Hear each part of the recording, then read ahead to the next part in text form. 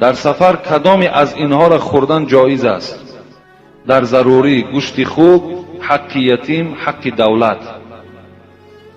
در ضروری کدام از اینها را خوردن جایز؟ یکم گوشت خوک، دوم حق یتیم، سوم حق دولت.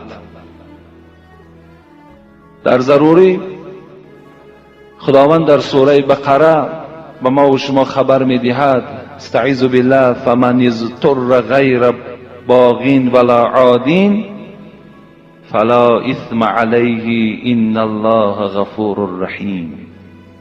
وقتی اگر ضرورت شدید، وقتی شما در بیابان‌ها که ماندید، خداوند رخصت می‌دهد که برای شما حرام کرده ها همه مباح می‌گردند.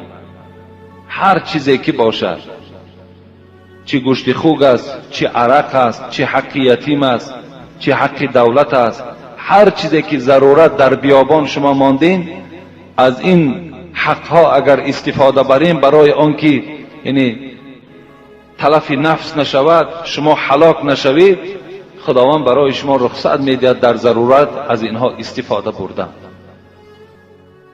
لیکن شاید اینجا بعضی برادرها در اطراف حق دولت هم به ما گفتن که همینش آسانتر و همینش سبکتر است که در ضرورت از گوشت خوک دیده و گوشت از حق یتیم دیده این خورد.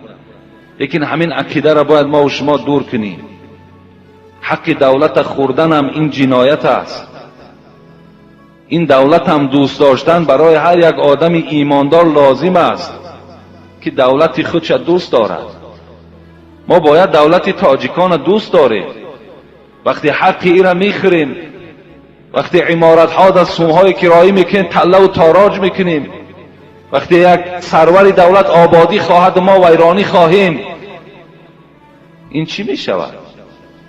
پیغمبر خدا میگوید مسجدهاتون شما به آرایش آباد کنید، لیکن شهرهاتون با شکوه کنید، یعنی شهرهاتون آباد کنید. امروز ما الحمدلله که در همون آبادی قرار داریم. امروز آبادی رفته ایستاده است. اگر ما همین آبادی ها را حقش اگر غارت کردن گیریم، آیا اینش برای ما و شما حلال میشد؟ حق دولت هم همین حق ما و شما هست. برای همین البته ما و شما باید غمخوار دولت باشیم.